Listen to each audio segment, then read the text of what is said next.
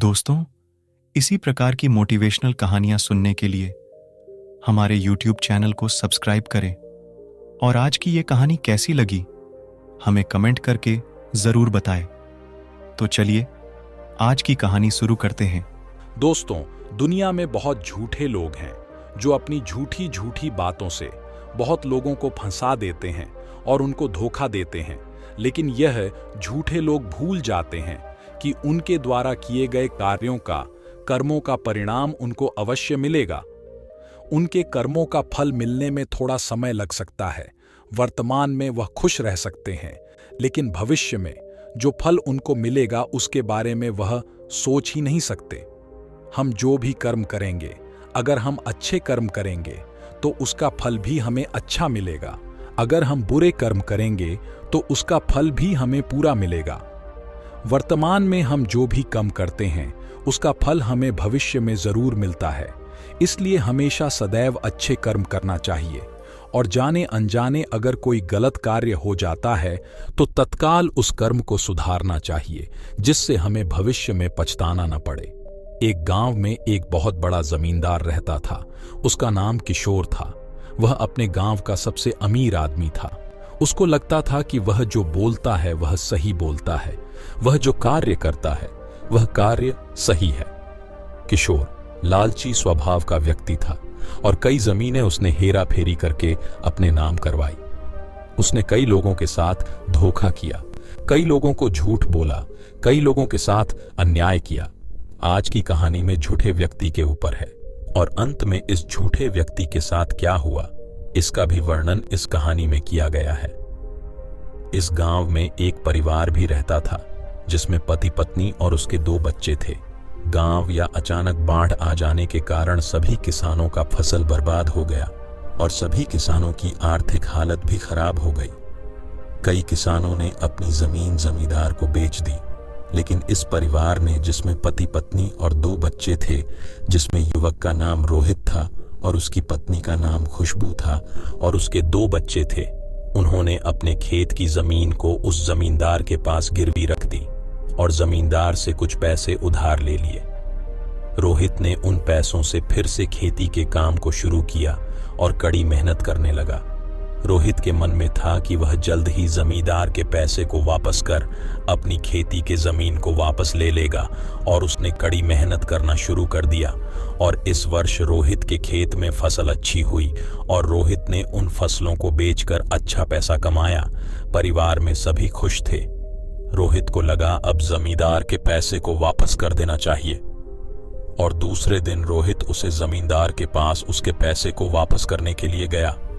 लेकिन जमींदार ने यह बात कहना शुरू कर दिया, तुमने वह जमीन मेरे को बेचा था, मैंने वह जमीन गिरवी नहीं रखा था, मैंने उसे खरीद लिया था और तुमको उसके पैसे भी दिए थे। जमींदार झूठी झूठी बातें करने लगा। यह बात सुनकर रोहित के पैर से मानो जमीन ही निकल गई हो। रोहित बार बार जमींदार को समझाने की कोशिश कर रहा था, लेकिन जमींदार जानबूझकर उसकी बात को समझना नहीं चाहता था। रोहित ने यह बात अपने गांव वालों को बताया। सभी गांव वालों ने रोहित को न्यायालय जाने की सलाह दी। रोहित न्यायालय गया और अपना प्रार्थना पत्र लिखा। कुछ दिन बाद रोहित और जमींदार को न्यायालय में बुलाया गया। जमींदार न्यायालय में भी झूठ कहने लगा। रोहित ने न्यायालय में सच्ची बात कही। न्यायालय में निर्णय हुआ और रोहित को उसकी जमीन वापस मिल गई। जमींदार का झूठ पकड़ा गया और इसके लिए उसको सजा भी हुई। जमींदार एक लालची और झूठा व्यक्ति था। वह दूसरों से झूठ बोलकर उनके जमीन को अपने नाम में करवा लेता था। लेकिन यहां न्यायालय में सच की जीत हुई और जमींदार को उसके किए गए गलत कार्य का सजा मिला। अब रोहित को उसकी जमीन वापस मिल गई थी और वह अपनी खेती के काम कड़ी मेहनत से करने लगा और प्रतिवर्ष रोहित अपनी खेती से अच्छे पैसे कमाने लगा। रोहित प्रतिवर्ष ने परिवार के लिए कुछ पैसे बैंक में जमा करने लगा। रोहित को पता था कि यह पैसे जरूरत के समय काम आएंगे। अपने परिवार के साथ सुखी जिंदगी जीने लगा। कुछ दिनों बाद जमींदार की तबीयत भी खराब होने लगी और वह बीमार रहने लगा। उसकी मानसिक हालत भी खराब होने लगी और सही तरीके से इलाज नहीं होने के कारण वह लकवा का शिकार हो गया। इसका एक हाथ एक पैर और मुंह काम करना बंद कर दिया और वह लाचार और बेबस हो गया था। उसके द्वारा किए गए सभी बुरे कर्मों के फल उसको मिलने लगे थे। जमींदार को अपनी सारी गलतियां याद आने लगी, लेकिन अब पछताने का समय नहीं था। अब उसको पता था कि अब समय बीत चुका है। काश यह गलती मैंने नहीं किया होता तो मुझे यह दिन देखना नहीं पड़ता। दोस्तों, यह कहानी हमें सिखाती है कि हम जो भी कम करते हैं उसका परिणाम हमें भोगना ही पड़ता है। जमींदार ने रोहित के साथ झूठ और लालच में आकर उसके जमीन को हड़पने की कोशिश की और अंत में उसे हार का सामना करना पड़ा और गांव वालों के सामने भी उसे सर झुका के चलना पड़ा। अगर जमींदार ने अच्छे कार्य किए होते तो गांव वाले भी उसकी इज्जत करते, गांव में भी उस जिम्मेदार का नाम होता। इसलिए हमें अच्छा कार्य करना चाहिए। हमारे कर्म ही हमारे भविष्य को निश्चित करते हैं।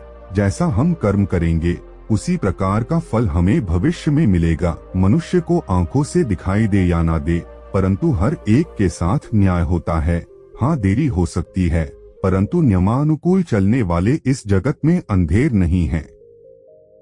दुख देने वाला व्यक्ति तत्काल दुख पाता है और यदि उस समय वह बच भी जाए तो अंत में दुखी होकर मरता है। इसलिए हमेशा दूसरों के प्रति स्नेहपूर्ण व्यवहार करना चाहिए। आप देखेंगे कि बहुत बार धैर्य खोने से भी मनुष्य अपने संबंध बिगाड़ लेता है। धैर्य के अभाव में ऊटपटांग बोल देता है और गलत सलत कदम उठा लेता है कि बाद में पछताने पर भी सुधार करना मुश्किल हो जाता है।